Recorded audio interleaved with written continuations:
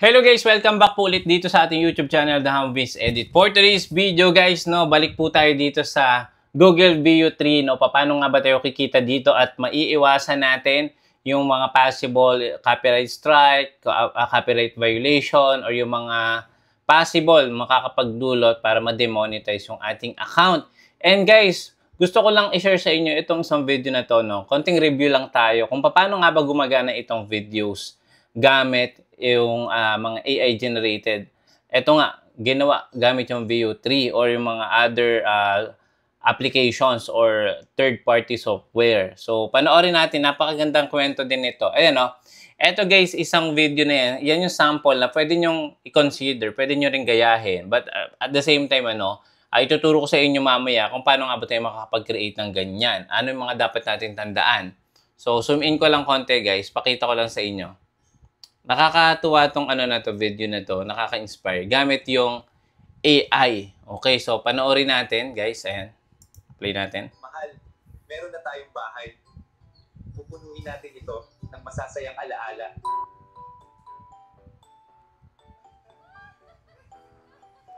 Gamit lang yung AI yan, guys.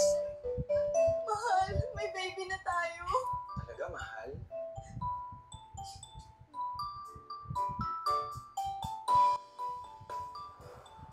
Cute naman ang anak natin. Siyempre, mana sa nanay.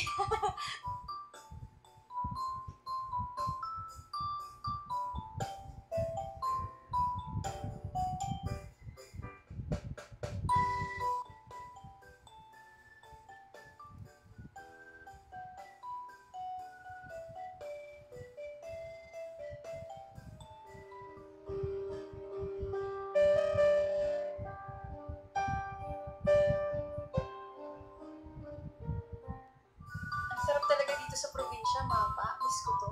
Basta may uwi kang kwento ha, lagi namin hinihintay yan. At huwag mo kaming kalimutang yayain kumain pag may sweldo ka na.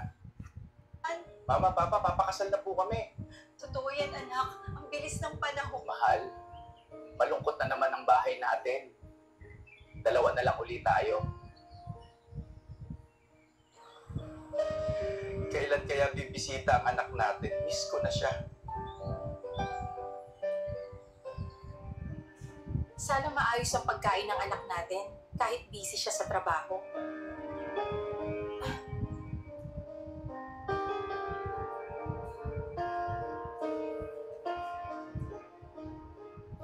After many long years.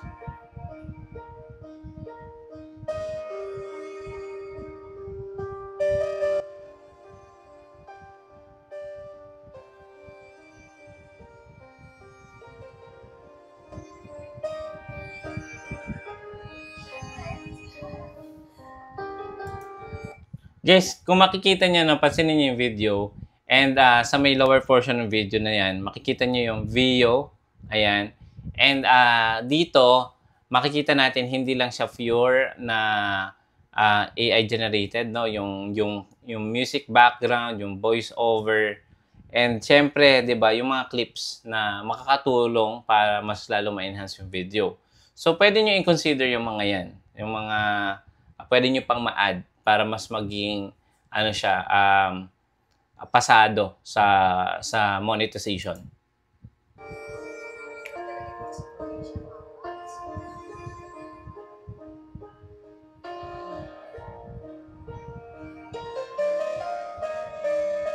Anak, huwag mong hintayin wala na sila bago mo sila galawin. Ang simpleng pagbisita kapag huli na ay isa ng pagsisisi. Yun, no? Di ba? So, yan guys, yung isa sa AI generated na content na pwede nyo ring i-try. So, ito is gawa to ni Real or AI video. So, meron siya guys 100,000 of views every upload, no? Grabe. And meron siya guys only 12,000 followers lang sa TikTok, and nagbo-boom pa yan guys, no? So, etong pinanood natin, lang yan, noong June 4 lang na in-upload. So, grabe. Wala pa isang buwan, nag-gain na kagad ng 100,000 followers. Ang dami pa niya mga videos na pwede nyo rin consider yan, And eto nga, pag-usapan natin, yung mga dapat nating tandaan, ito yung proven tips to monetize yung inyong AI content, no, dito sa Facebook or YouTube. So, 3 proven tips. Ito, number 1, magdagdag ng sariling voiceover or commentary. So, very basic lang naman ito, lalong-lalo na kung gamay nyo naman yung mga editing application like CapCut, 'di ba? Or yung mga KineMaster. Yan yung mga pwede nyong gamiting tools. Hindi sapat, hindi lang sapat yung AI lang. Kailangan mo magdagdagan pa ng human input tulad ng narration, etong storytelling, or reaction, even explainer, voiceover para maging unique at magkaroon ng value ang content mo. So, napaka-importante po na targetin natin yung mga audience doon sa prepared nila ng mga content na makakatulong sa kanila, di ba? Or makukuha sila ng value sa mga content natin or video natin.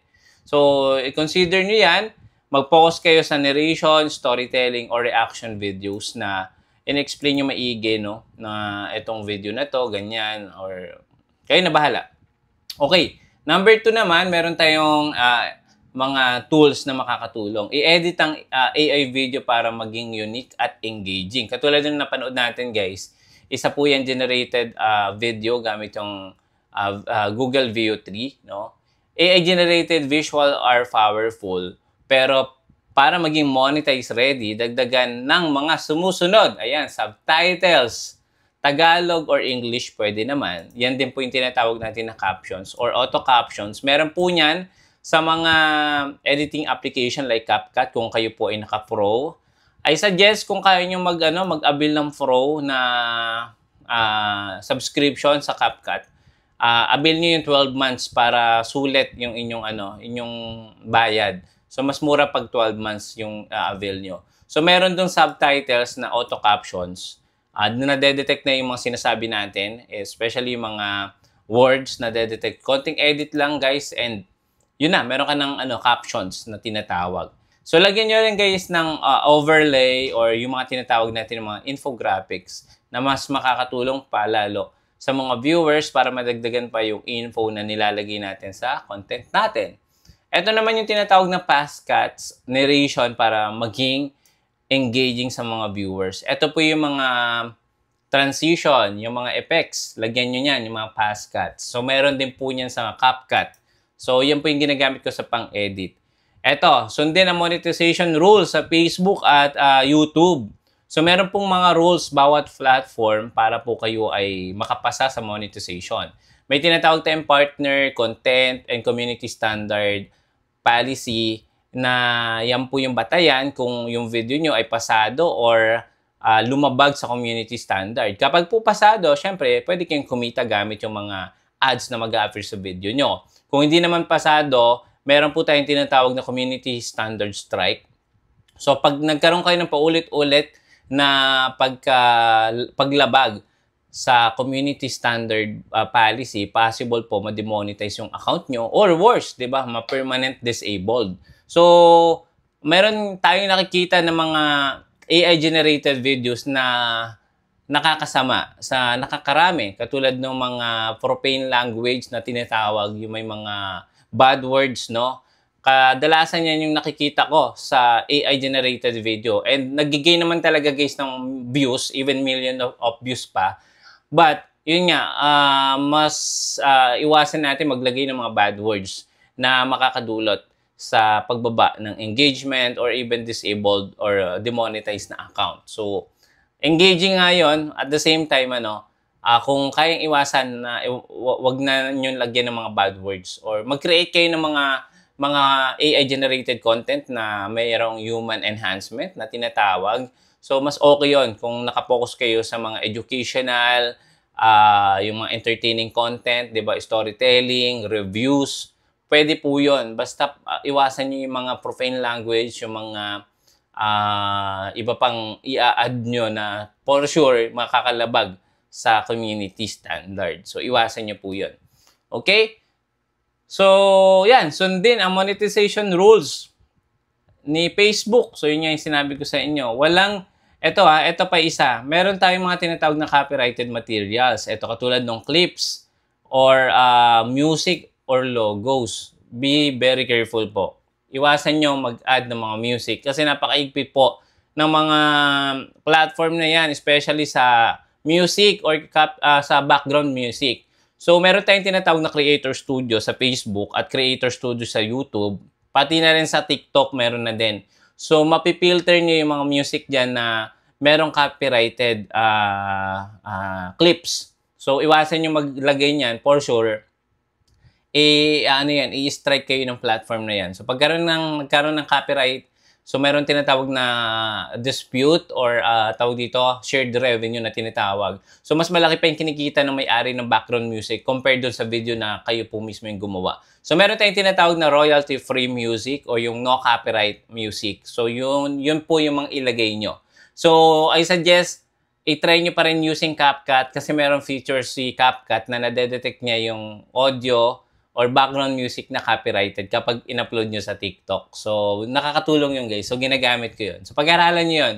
And wala ka dapat misleading titles. Ito yung mga clickbait na thumbnails, no? Or titles. So, iwasan nyo maglagay ng mga ganyan. For example, pwede kayong manalo ng 10 million pesos. Gagawin mo lang yung mga bagay na ito. So, yung mga ganyan po na titles, very clickbait or misleading na hindi naman tugma doon sa mismong video na ina-upload nyo. So, be very careful dyan. So, bawal na din po yan kay Facebook kasi yung mga misleading content, no? And yung mga captions, yung mga spammy. So, nire-remove na ni Facebook yan. Even yung page is na-disable dahil nga po sa multiple na paglabag sa kanyang policy. So, mayroon din tayong real audience engagement. Encourage, like, comment, and share. Ito po yung tinatawag natin na call to action o yung paglagay natin ng tawag dito ng urgency para po i-like, comment, or share yung video nyo. So, napaka-powerful po ng tinatawag na call to action. So, pag-aralan nyo para tumaas yung inyong engagement, views, or even followers or subscribers. So, meron pa ako ditong pang-apat guys, pero siguro sa susunod na lang ito na video natin, baka humaba na masyado to. And guys, kung nakatulong, so pwede na kayo mag-start ng inyong AI content, no?